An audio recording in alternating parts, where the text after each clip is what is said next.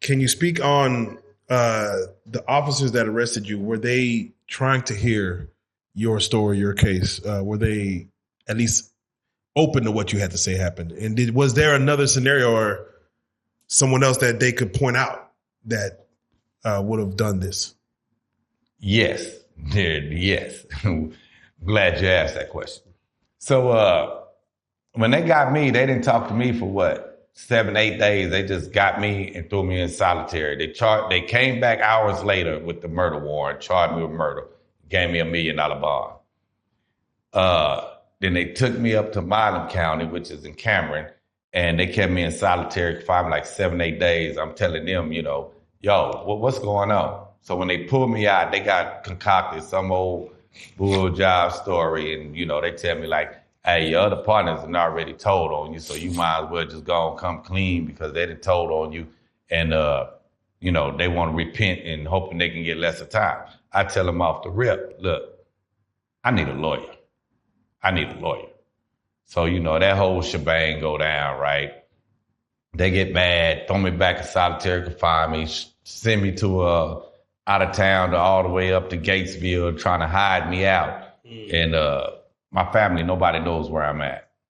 So the thing was, what confuses me is, so it was the guy, Jeremy Bell, right? Who his uncle said that's who dope it was.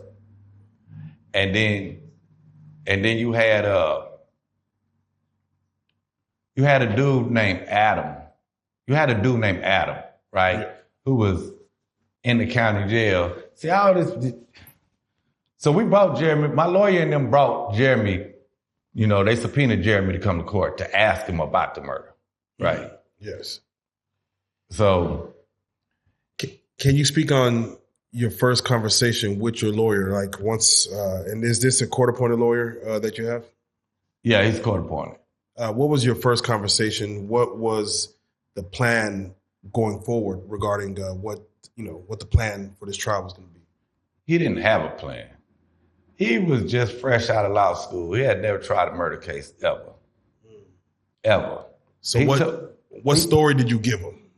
What story did I give him? Yeah, as far as when he's in, mind you, how much information did you give him? Because lawyers, what they would want to do is understand as far as what they're defending against.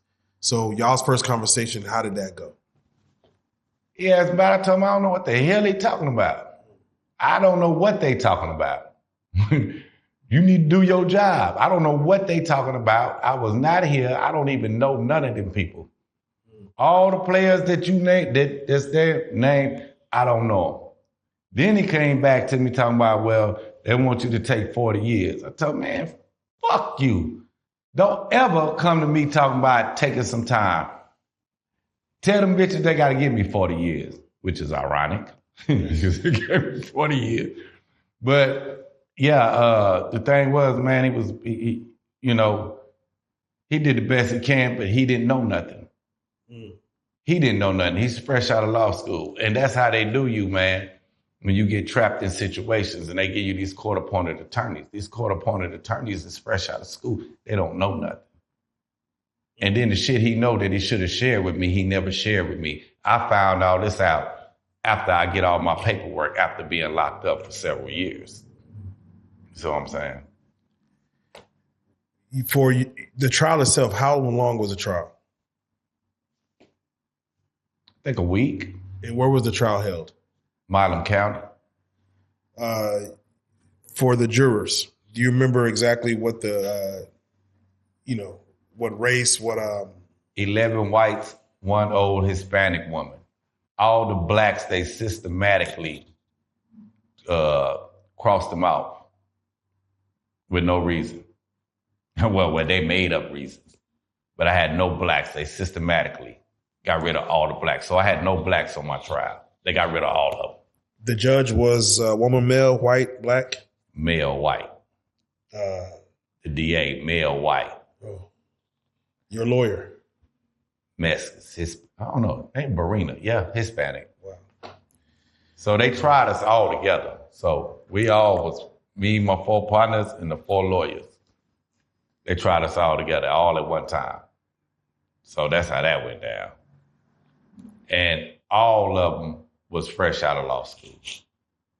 All right. The trial itself, did the DA, did they put up a from what you're sitting and, you guys all sitting there together, did they put up sufficient enough evidence for you to be like, damn, they really trying to bury us here? All this goddamn evidence is not on me. This is not evidence against us. The evidence you got is drugs that were destroyed that his uncle said that his nephew told him that there was this nigga drugs. He never even heard of us. If you want to know what happened to these drugs that I flushed, who drugs it was that y'all saying that my nephew was killed behind, he said it was this nigga's drugs. He ain't say nothing about them. Don't know them. It's that nigga drugs. Matter of fact, I got a statement in here, right? Yeah. It's a dude that was locked up in the county jail with that dude who they said who dope it was, who his uncle said who dope it was. And he white. So the white dude that was his celly, right? So he said that Jeremy told him one day, they came over the radio, they said it was some bones found. And Jeremy told him, I know who them bones is. He said, that's Wilbur. So he said, he didn't believe him at first. He said, but he started explaining to him that how it happened and who was with him when they did it. He said, I didn't believe him at first, but then it all made sense because he's actually one of the people who found the bones, Adam. He said, but it all made sense because that's how I found the bones. So when they positively identified him from his dental records, he said he watching the news and his name pop up and they say, yo, this is Wilbur. He said he immediately go to the police station and he tell the police what Jeremy told him. Yeah, that part. As they conclude the closing arguments, your lawyer's going to put up a closing argument. The prosecutor's going to put up a closing argument. For you, hearing those closing arguments, what was your take? And for your lawyer, for the other side, when you heard the closing?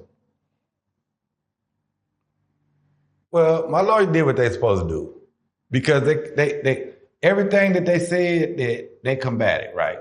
So the thing is, you have to put doubt in the juror's mind, right?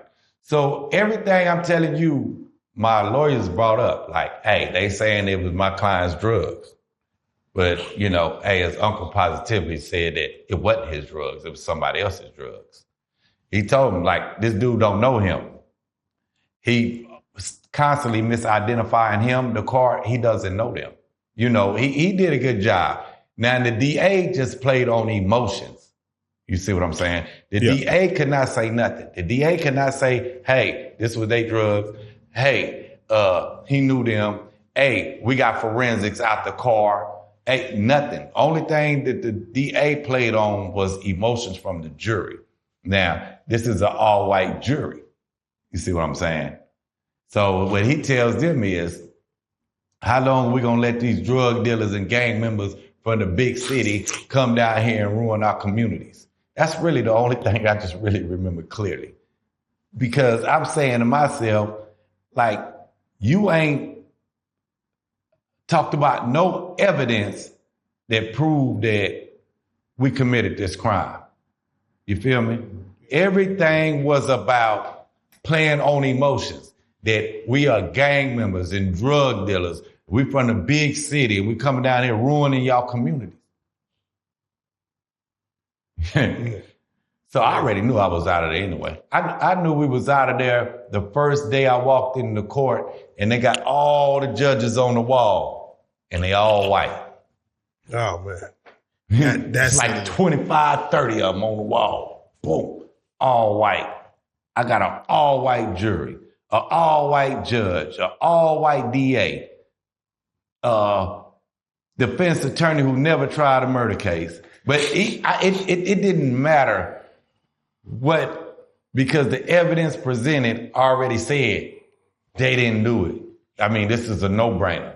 But it don't matter when you in a country town in Texas.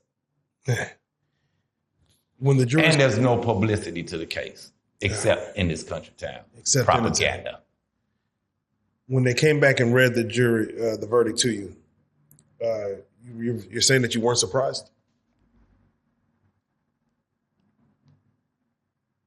I was, it wasn't, but I was hurt more. I was, it wasn't, because I already felt like it's a wrap anyway. You know, I just felt that anyway, because there's no way that this case should have even proceeded to the grand jury. It's no way. There is no way that y'all could have took this dude serious. Yeah. If you was in the city, they would have been broke him. They would have told him, look, you lied. We finna charge your ass with murder. We finna lock your ass up for the rest of your life. You gonna tell us who the fuck did this shit. Because you're not gonna tell them a description that matches nobody and everybody, somebody different. And then they get it and then they show you pictures and you tell them that that's him. That now, okay, we know you don't know them. So this would never even got that far. So for it to get this far, nigga, you know you finna get hung.